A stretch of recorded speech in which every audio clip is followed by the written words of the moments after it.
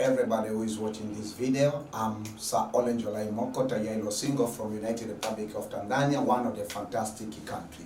I am a Tanzanian and I'll be with you in this YouTube channel that called the Tanzania Online A-Level Secondary Schools. In square bracket is Olenjolai. Today I'll be teaching you from the departments of Advanced Chemistry, and then the subject Advanced Chemistry. The main topic is General Chemistry, and the topic this is the first topic for Form 5. The name of the topic is atomic structure, and then subtopic we call it is called the atomic series. The concept I'm going to discuss, I will be teaching you in this lecture 60, is called Bohr's atomic theory. Just I want to give a little introductions concerning about this video. Bohr's atomic theory is one of the powerful theories in science, in physics and science. When you be learning about atomic physics or modern physics in other ways that we used to call, we'll also learn this concept. So when you'll be learning in the Form 5, please keep these contents, and they are doing, or you have to study physics in your A-level studies. Keep this concept I'm going to teach you. You will need them to answer one questions in paper 2, one or two questions in paper 2, which will be testing about your understandings of Bohr's atomic theories. I don't want to waste it, and I don't want to waste much of your time. You join me right now. Thank you for taking your time. Let us go into the lecture, and then we'll be asking your questions in the comment section. So this will be the beginnings of all my lectures, right? I like chemistry. I love chemistry. I will make you also to love chemistry even more than I do. So that's the main objective of this channel. So this will be the quick review. In lecture 5, I began with this concept of the subtopic of atomic theories, right? So the lecture 5 is titled as atomic theories. So in this theory, or in this lecture, I taught you primarily the Dalton's atomic theories. So what did we learn in Dalton's atomic theories? First of all, we learned his theories, and also we learned the shortcomings of what we call amendments of Dalton's atomic theories, which actually is a review for what you have learned in your Form 3, because in Form 3, there's the topic that, Form 3 sounds like Form 3 or Form 2. Yes, Form 2 is the topic that called the atomic structure. So you learn the Dalton's atomic theory and the amendments. So it's just like a review, because you need this, but we take a little bit further by using drawings. And then I talked to you about Rutherford, right? Rutherford atomic theories. Again, I told you about the other physicists. Before Rutherford, I told you about Thomson, right? Thomson's atomic theories.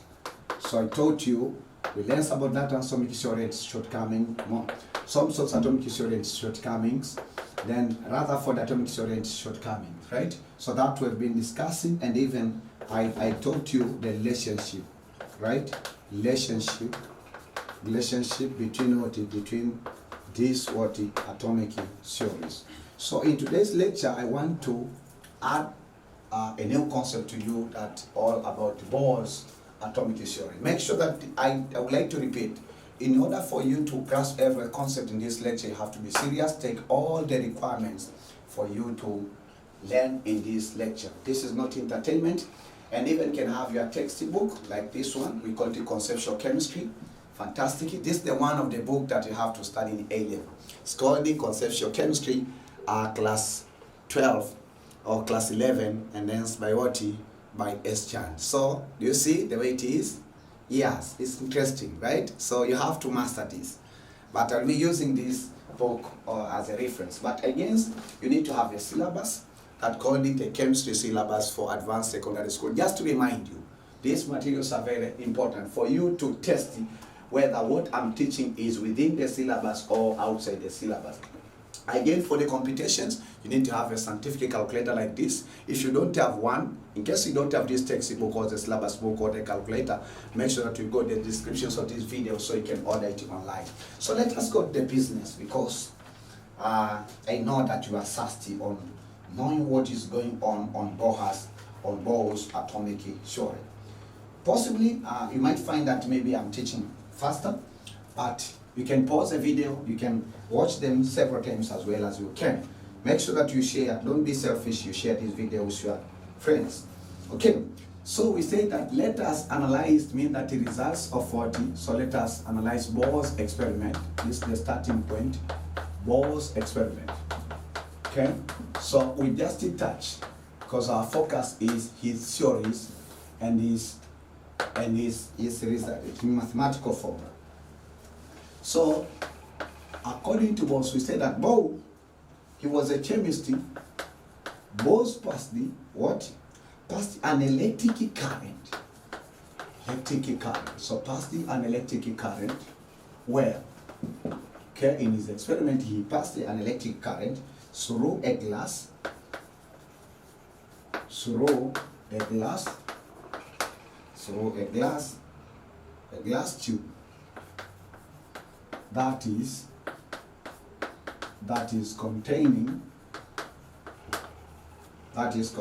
what?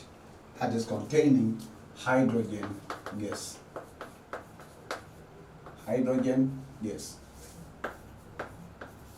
That is containing hydrogen gas. Right? That is containing hydrogen gas. That is containing hydrogen gas.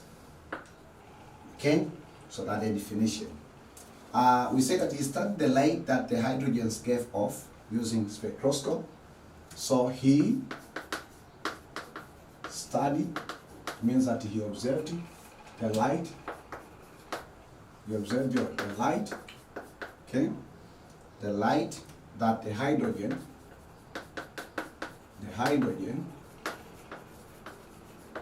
right? The hydrogen gave off.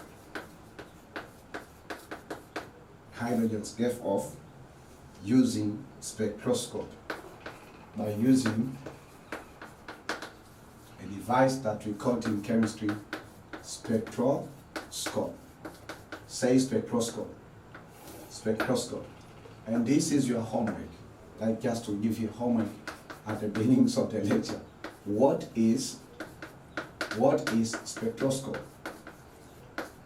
Because can we ask you one day, what is spectroscope? So that's the question that I like to ask you as your homework. Okay? So go and find for me the meanings of spectroscope. So this is instant light that has been given by the hydrogens by using the spectroscope. Then again he related his finding, okay? His finding with the finding that Rutherford has found. So then he said, okay, this man, okay, we say that then he said that if the Rutherford, so he was relating what it has been stated by other chemists, right, concerned about atomic structure. So he was testing whether they are right or they are not right. If the Rutherford, we say that if the Rutherford's random electronic model, right, electron model of the atom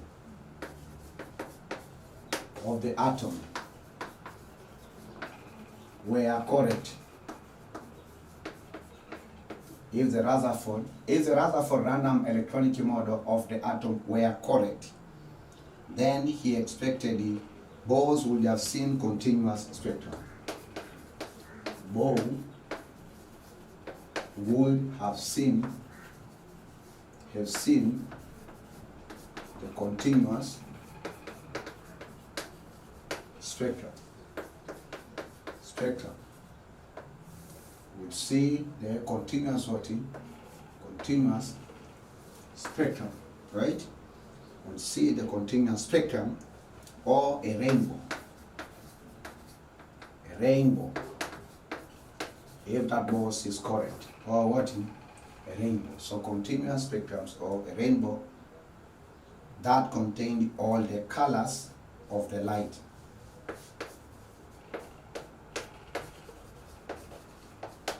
That contain all the colors, means all the primary colors and secondary colors of 40, all the colors of light. So this is what he expected. If Rutherford's random electronic model, which I've taught you in the previous lecture, were correct, Bose would have seen the continuous spectrums or rainbow that contain. So differently, Bose didn't see this, right?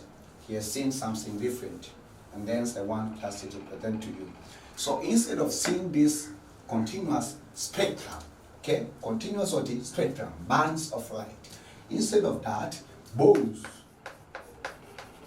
instead, Bose, okay, saw, even yourself, you can see it if you want to see what he saw only 4 distinct bands of color. What all the colors of light? 4 distinct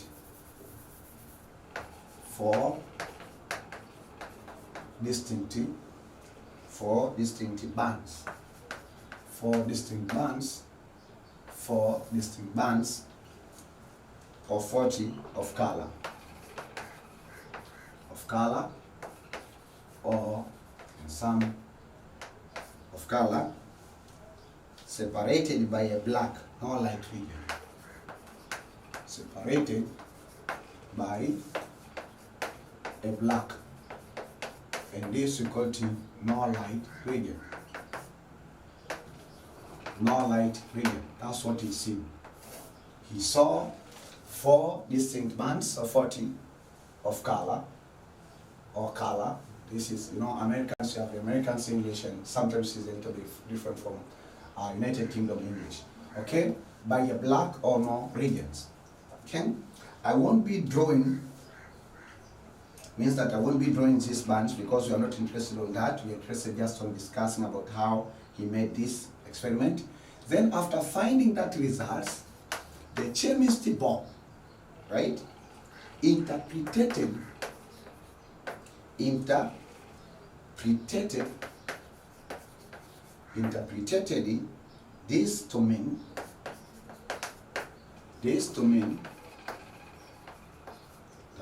this to mean that the electron cloud,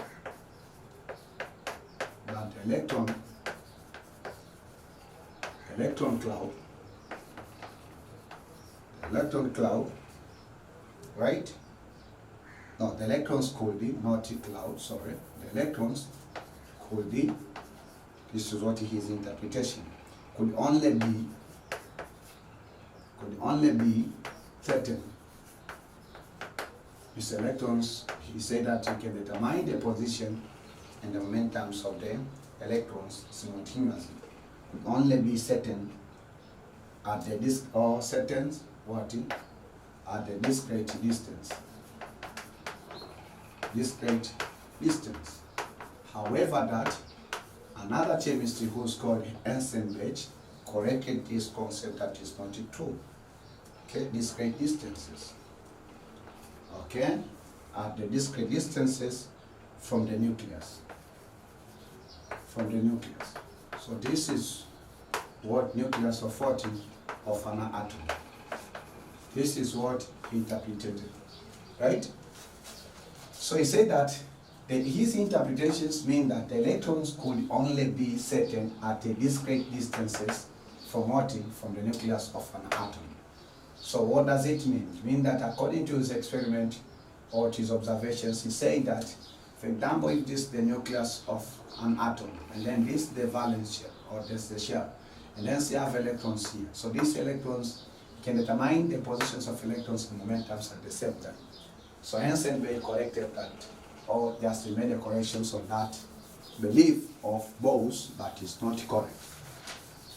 And I will be teaching you in the next lectures about Olenjolai uncertainty theories. Because he said that certain, so remember that certain means that it's fixed somewhere, right? And then, now we have to go to Bose model. Mean that Bose model or Bose theory. How do we state? So the question here we say is just that state the Bose Bose model or theory at the question. So this is the way that we state his theory or his model. We say that Bose proposed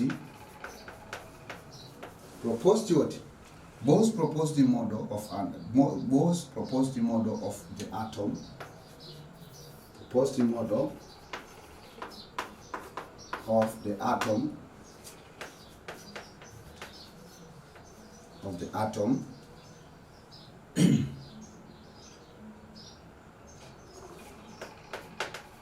In which the electrons are orbiting. So the electrons are orbiting, means that orbiting the nucleus, orbiting the nucleus of an atom.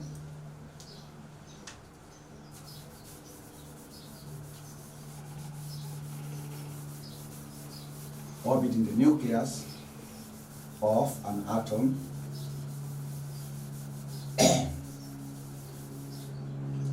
Orbiting the nucleus of an atom. The nucleus of an atom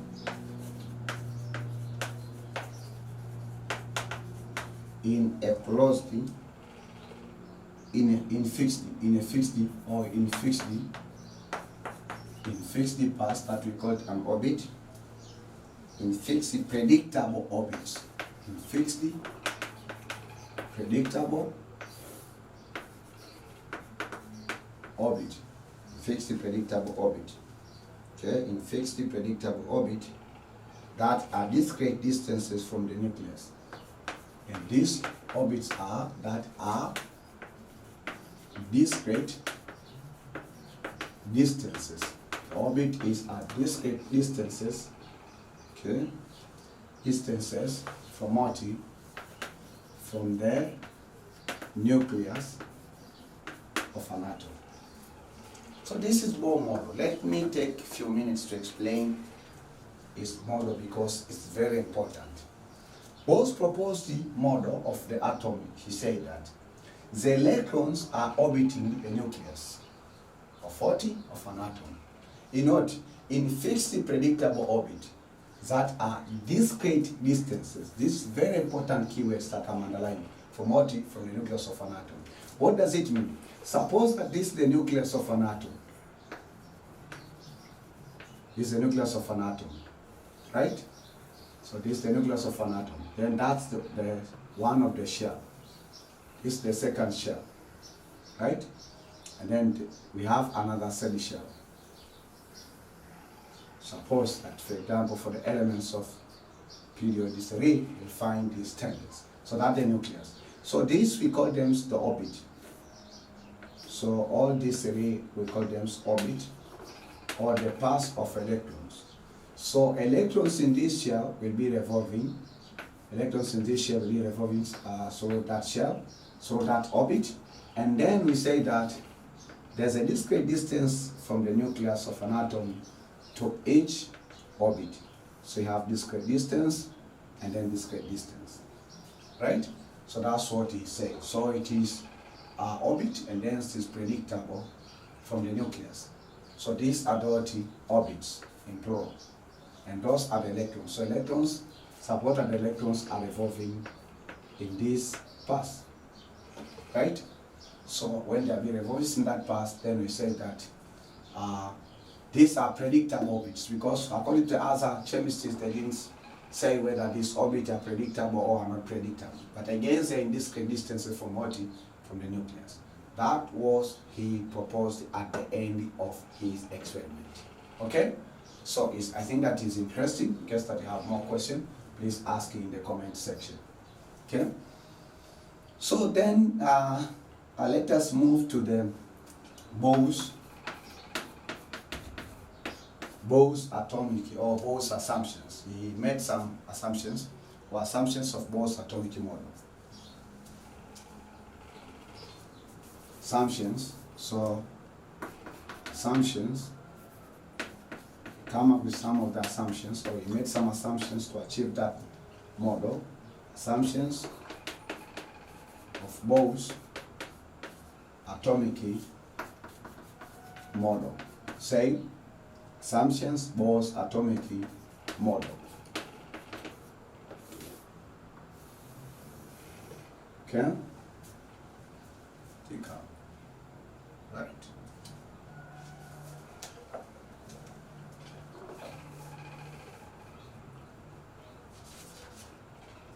So he said that Bose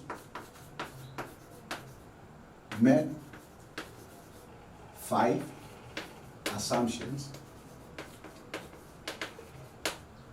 in his investigations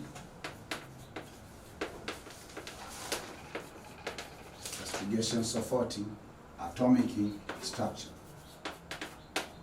So I would like to teach you those 5 assumptions. Very important assumptions for the chemistry student. For the love of chemistry, these are very important, and for the love of the physics, especially atomic physics, which actually discussing a lot about the structure of an atom again, because you know that we are studying matters. The first assumption, the first Bose assumption state that an atom, stay with me, an atom consists of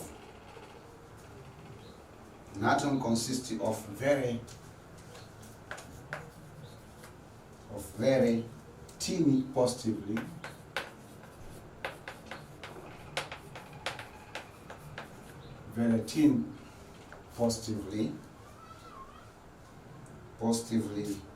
charged nucleus, which was true, charged nucleus.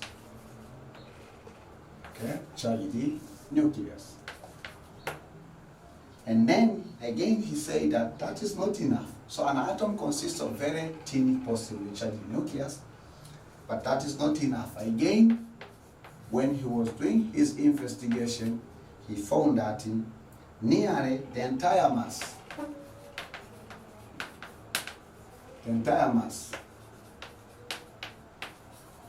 of 40, the entire mass of the atom,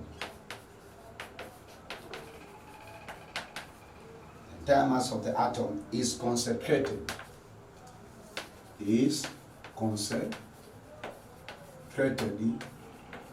at the nucleus, or concentrated at the nucleus, or in the nucleus. Good in grammatical English, you say in the nucleus of 40 of an atom.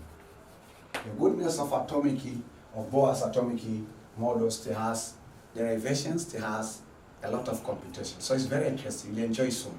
Just tolerate with these 5 assumptions, and then we go to the advantages and shortcomings, then we'll touch a very interesting point of Bohr's. So an atom, so he said that, I'll be using drawings to present the idea. So suppose that this is the structure of an atom, right? And then, so suppose that this is the stone, or just like a particle from the stone. This particle of the stone, we say that it is positively charged. So the nucleus is positively charged. So this is nucleus of an atom. Suppose that this is an atom. Again, what happens to this nucleus? It is positively charged. Again, then the entire mass of 40, entire mass of atom, or atomic, or the entire mass of the atom, not atomic, of atom, is concentrated where? In the nucleus of an atom. So this nucleus is the one that carrying the mass, the whole mass of 40 of the atom. What does it mean? For instance, suppose that this is a part. This piece of chalk consists of millions of the particles. But imagine that this is the particle, right? So in this particle, we do find, and then this chalk, maybe it has been made by a certain element. we do find what? We do find that it has a nucleus, right? And then the whole mass of this piece of chalk is concentrated at the nucleus. That's the meaning of his first assumption. Let us go to the second Bohr's assumptions. In case that you have a question, ask it in the comment section. Okay? Secondly, Bohr's assumption. Very important assumption, my beloved student. We say that in an atom,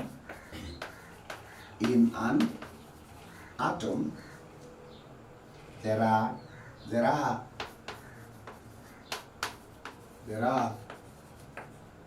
energy levels. There are energy levels, right? There are energy levels or energy states. Call them energy levels or energy states.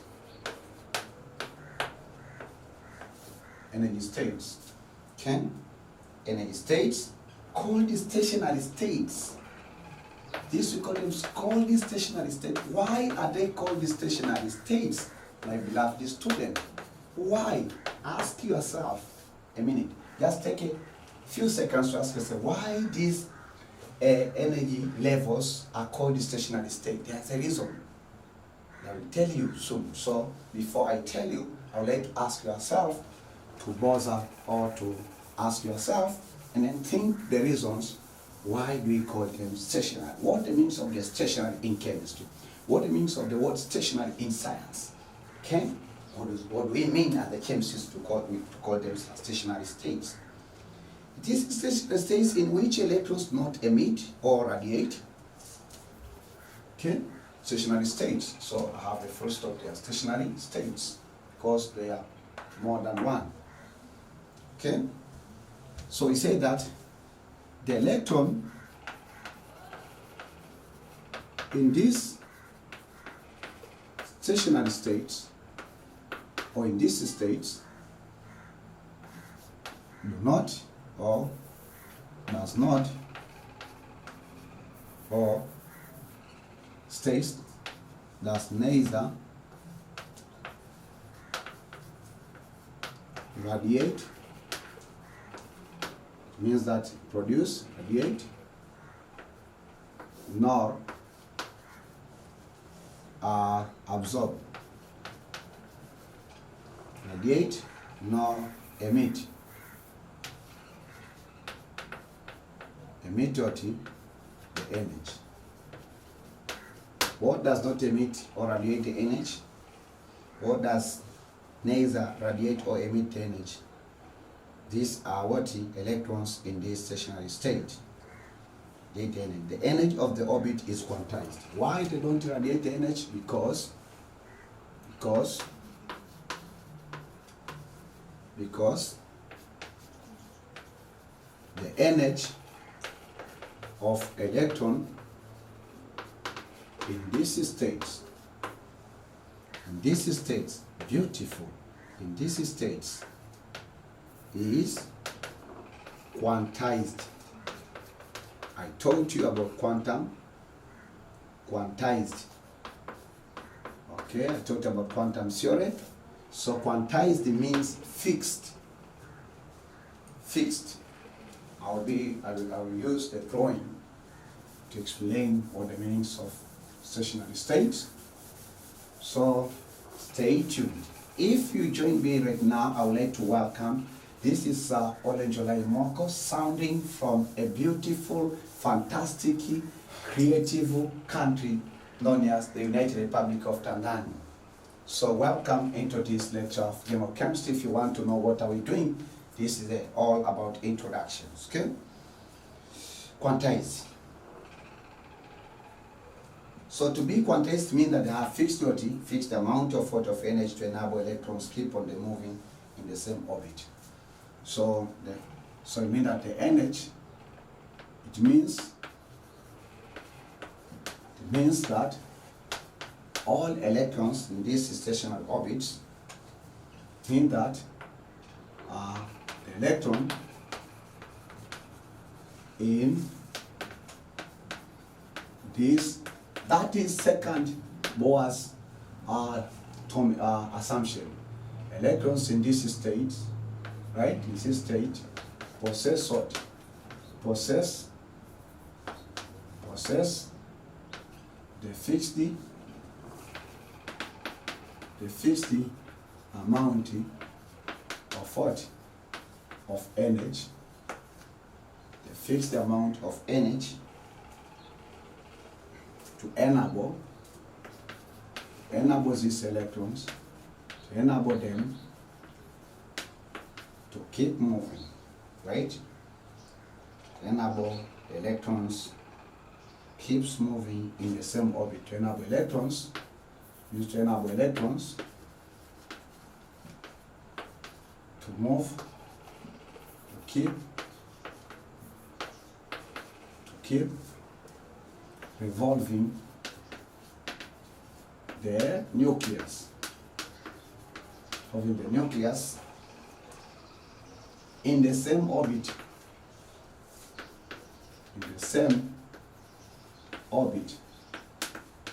So these are the postulates or models of Bose.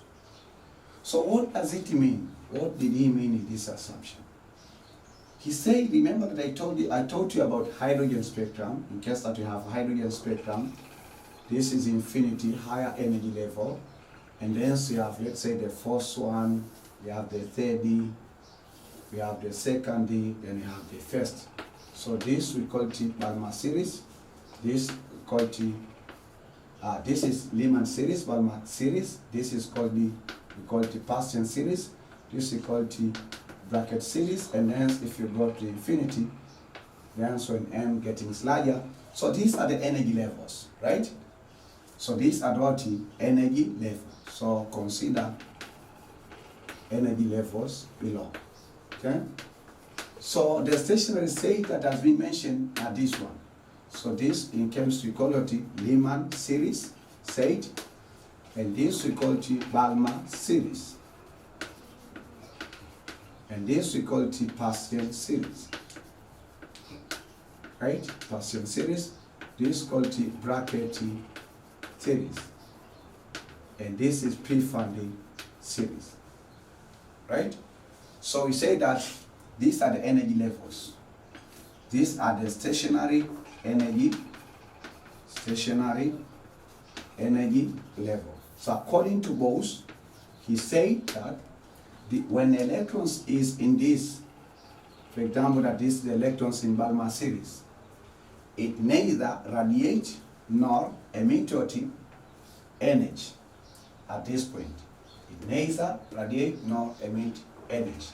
But if it jumps from the Balmer series to the Paschen series, by that time the electrons need to absorb energy, and if it is falling from the Paschen series to the Balmer series, the electrons has to radiate or emit energy. So then, in these stationary levels, each electrons possess the quantized, the fixed amount of energy.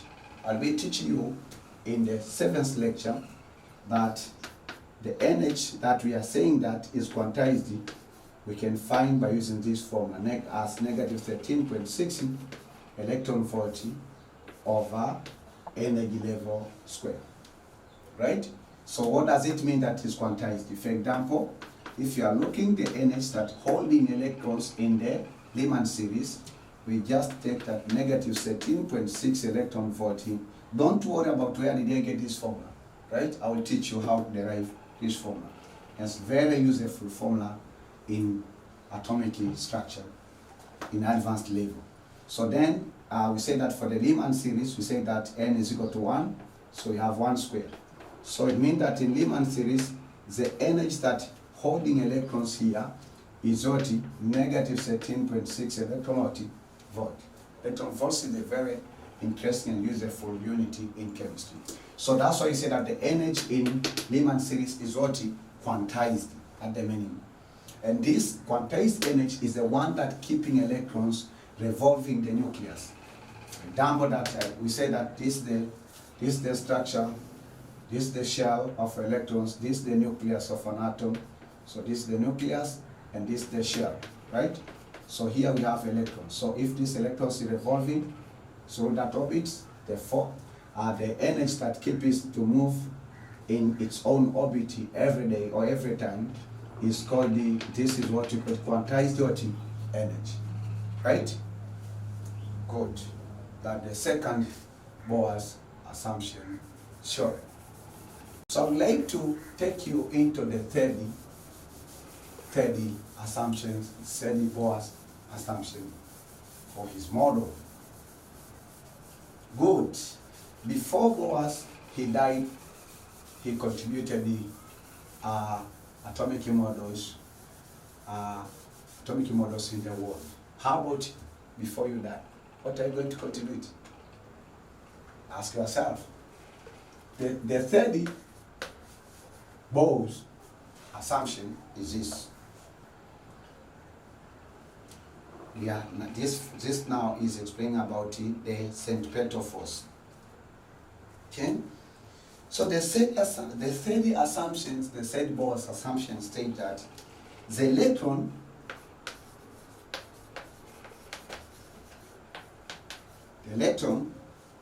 in an atom, remember that these are descriptions, just explanations. It's not just like a part of the show, is just explanations on and relating with what I taught you in the previous lectures. The electrons in an atom, revolve. The electrons revolve just like planets that revolve in the sun. Okay? Revolve around the nucleus. Around the nucleus. The nucleus acts like the sun in case of the universal. Around the nucleus of 40 in a certain permitted circular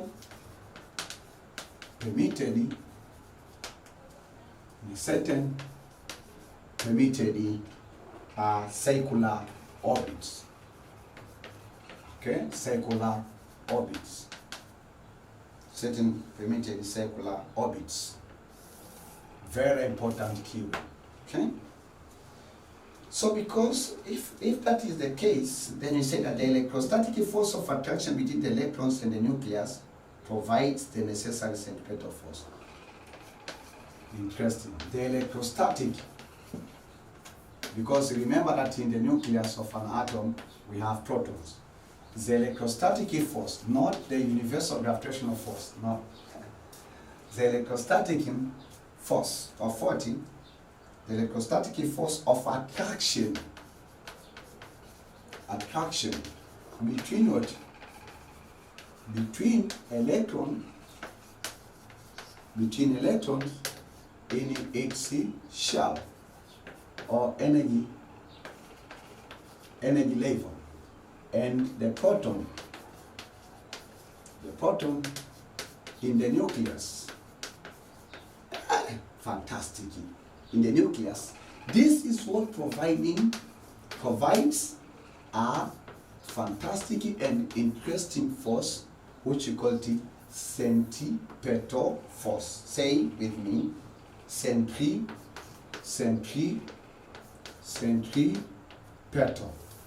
You are not studying physics, don't worry that I'll teach you all the meanings of centripetal force. Centripetal, so don't get confused. Don't get confused because of the physics phenomenon. Centripetal force. So let me explain by using diagrams as a teaching technique for you to master the concept. The electrostatic force of attraction between the electron in its shell and the proton in the nucleus of an atom provide centripetal force for electrons to keep moving in its own circular path or circular orbit.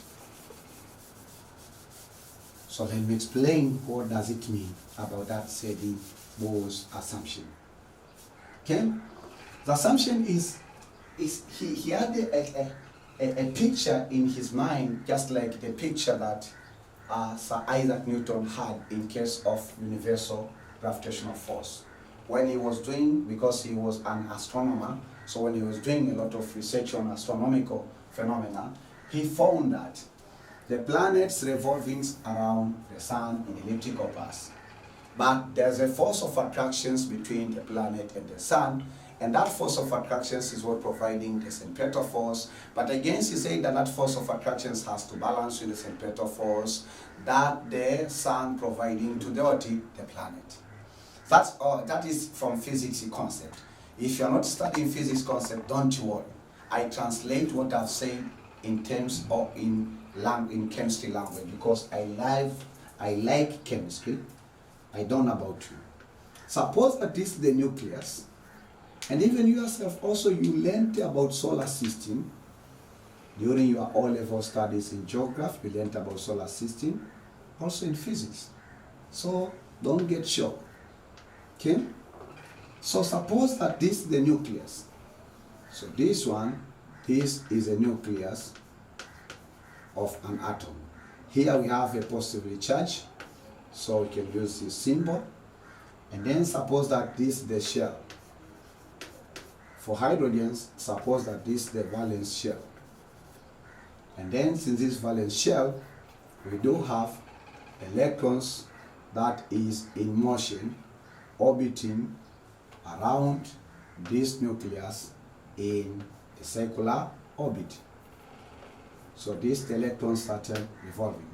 So electrons, it will have a negative charge. Look please, here between these electrons and the nucleus, there is a distance, right? And then what happens? The protons, because it's positively charged, will attract the electrons at the shell. And also the electrons, because it's negative charge, will attract what? Mean that the electrons will attract the positive charge, and also the positive charge will attract the electrons. So there we get a force of attraction between them. Because according to the electrostatic laws, the fundamental electrostatic laws, we say that like charge repel, and like charge attract each other. So these are like charge. Electrons negatively charged, protons positively charged. So they attract each other. But this attraction force, according to Bose investigation, is very important to keep these electrons to move in this circular orbit every day. It won't get lost. If there's no any centripetal force, electrons can pass this orbit maybe in a fraction of a second, and then the second fraction of a second is against establishing another orbit. You see, again, so it means that if there's no any force, it's having a lot of undefined orbits, right? So that the meanings, that's why we insisted this in chemistry, also in physics. So I've shown you the force of attraction between electrons in the valence shells or in the shell of an atom and the protons in the nucleus of an atom. So let me explain to you how does that force of attraction provide the centripetal force. Okay? Again, suppose that this is the atom, the structure of what? The structure of atom. Suppose again we have the same element, which is hydrogens, for instance, for this case. Then here we have an electron that's revolving through that orbit in the nucleus. So here we have positive charge, and this is negative charge. So as I told you that there is a force of attraction between those particles, right? What the meanings of centripetal force? Centripetal force is the force that keeping a body to move in a unique or in a fixed duality, in a fixed circular path, revolving around the earth. Okay? So here we have the force of centripetal. So the force of attraction, so according to Bose, he said that the force of attraction between electrons and protons, okay, is equal to the force of force of centripetal. Very important, because we need this concept in the force Bohr's assumption, right? So the centripetal force in physics and even in chemistry, we use these notations. Subscript C represents centripetal force. So this centripetal force, we use derive it in uniform circular motions in physics. If you are doing the CBE or you are doing the CBN, it means chemistry, geography, biology, and then for the CBN, means you are doing chemistry, geography, nutrition. Don't get confused, don't be discouraged, because I used to teach physics, so sometimes I touch some related concepts in physics, but I recognize your presence. So I will be using the chemistry language so you cannot get lost, right? So this is the centripetal force. So there, because in chemistry we won't be asked to derive the centripetal force, because even Bose, when he did recordings, Newton has already discussed in the uniform circular motion. So the centripetal force, the formula for the centripetal force, we say that the mass, for this case, mass of the electrons times square of the linear velocity of 40 of the electrons, then over this distance, the distance between the two charges. Because this distance, the mean distance from the ear centers, we used to call it in science R. So this is the distance between the centers of 40 of the proton and the center of 40 of electrons. Again, from the physics, from the fundamental physics, linear velocity is equal to the products of angular velocity times 30 times radius of the cycle. Okay?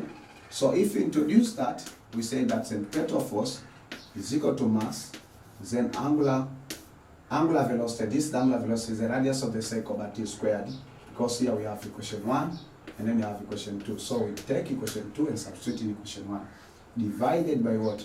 By radius. So this will make your mass, and then angular velocity square, then we have radius r. Right? So remember that centripetal force in science, whether in chemistry, whether in physics, we define